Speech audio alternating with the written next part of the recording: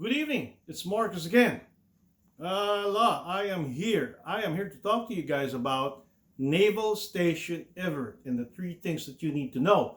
And again, I just don't do these videos out of the blue.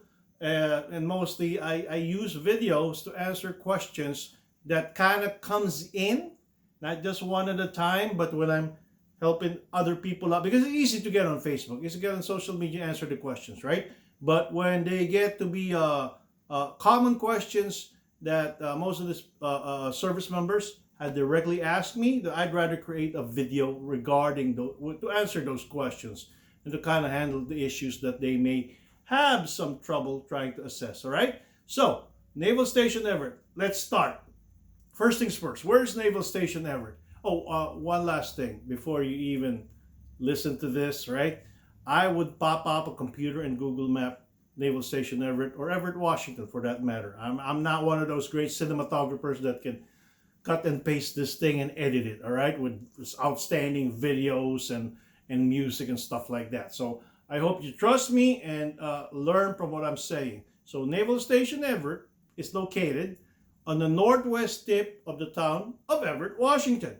It's about 3 to 5 miles of the I-5 exit 196, I think, or 195, right? Which means it's 195 miles north of the Washington-Oregon border. So, yes. So, Naval Station Everett is not big. It's not like 32nd Street Naval Station or a Norfolk Naval Station, right? This thing is about, if you've been stationed in Yokosuka, Japan, you think Yokosuka, Japan was small. Naval Station Everett is roughly about a quarter to a fifth of its size. That's how big it is. We have 2 piers. Now it houses 8 ships, Arleigh class guided missile destroyers. No. Only 6 now because 2 of them have been shifted to, changed to home ported to Yokosuka, Japan. So the 6 are the Samson, the Gridley, John Paul Jones, the Kidd, and the McCain. The McCampbell and the Shoop have now been transferred to Japan. Now the McCain, if you are getting stationed on the John S. McCain, by the way, she was my last ship, 04 and 05, 04 and 05 when I was stationed in Yokosuka, Japan. My God, 21 years ago already. Now she is in Portland, Oregon for repair, ships repair and availability. So she's going to be there for between 9 months to 12 months. So it's going to be a while. So you may want to check your sponsors, right, on how to get there. I mean, that's going to be another topic of conversation, right? So those ships are what's stationed here. So if you are a shipboard rating, you may want to go to Naval Station Everett. And I'll tell you the reasons why, right? She's about 30 miles north of Seattle, but it takes you, with traffic, about 45 minutes, 50 minutes to get to Seattle itself. I know, my daughter lives in Seattle, and my office is in Seattle, okay? But Seattle it is when it comes to nightlife and urbanized lifestyles, things to do, the different suburbs from North Seattle to West Seattle, and then all the different suburbs in between, Ballard, Wallingford, Greenwood, Finney, Mont Lakes, UW, right?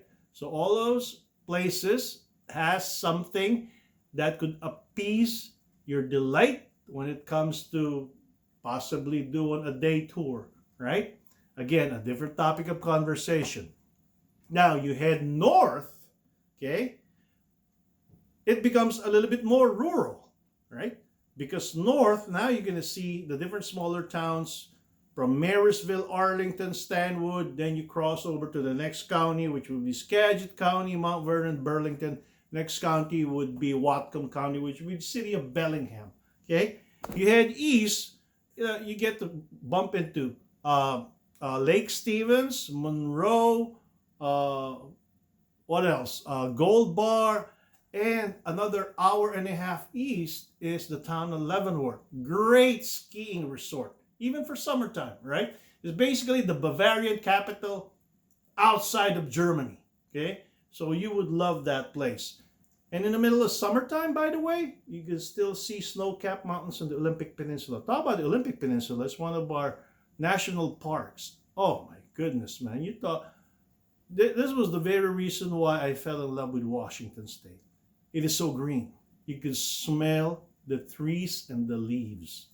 And you head over to the Olympic Peninsula, just like very similarly, we have a 55,000 acre playground for our military service members, primarily for the Navy, because we have 7 naval installations here, and one of them is Jim Creek Naval Reservation. It's 55,000 acres of awesome goodness of camping grounds. You could rent lodges, cabins. You could pop up tents, make basically a camping lifestyle. Bring your RVs or bring your Land Rovers, etc. You could fish. There's a 5-mile trek through the wilderness that takes you to Twin Lakes up in the mountains. Now, this is a top secret base, supposedly, because we use this base as a low frequency communications, one-way signal in and out to our ballistic missile submarines. But again, another topic of conversation. So those are just some of the things that you can do here. It is also in quite proximity to the 6 other naval installations. You get tired of going to one place. I mean, all bases are the same, right? All naval stations are the same, right?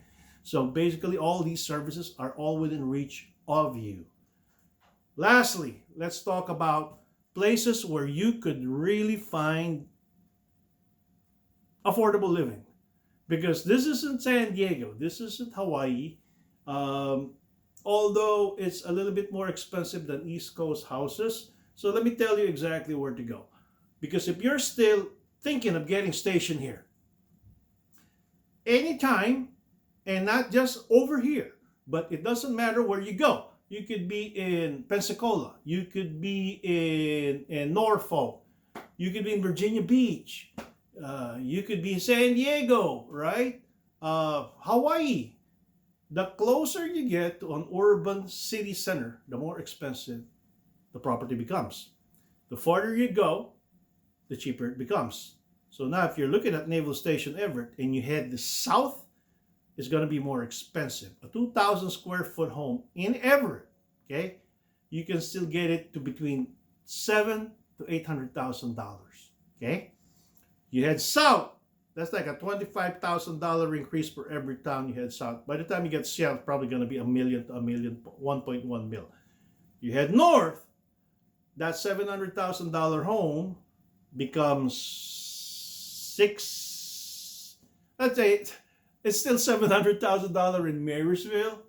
It's still $700,000 in Lake Stevens. But as you go further east, Monroe, that dips significantly. As you go further north, in Stanwood, it dips significantly. Okay, for the same distance, the best place to look for a home while you're getting stationed in Naval Station Everett is you head east or you head north. For the same distance, you're heading south, it's going up in price because, again, it's more urbanized. Homes are they're just more expensive for the very reason is because you're heading towards Seattle. Okay, so let's just start there. Then go again. You guys know, you guys have a preferred website to check all these data. Guys have any questions on about anything, on about location, on what to do, I just touched the generic topic, the general topics of what it is out here. Okay? Hey, it's been so good to me and my family. My daughter was born here. My son was born in San Diego, but my daughter was born here, and I didn't want to leave. Okay? And I thought that we'd be retiring in San Diego, but here I am helping people out. So any questions, concerns, issues you may have on about anything, you don't even need to get stationed here. I can still communicate with you. So use me as a resource tool. To our men and women out there, to our brothers, sisters, sons, and daughters, to those that are currently deployed, there is a reason why I and my fellow veterans, retired folks, enjoy life right now. It's because of you guys. So, if you guys are heading home, be safe. God bless you, and continue what you do. It's been a pleasure, a privilege, and an honor to observe. Post.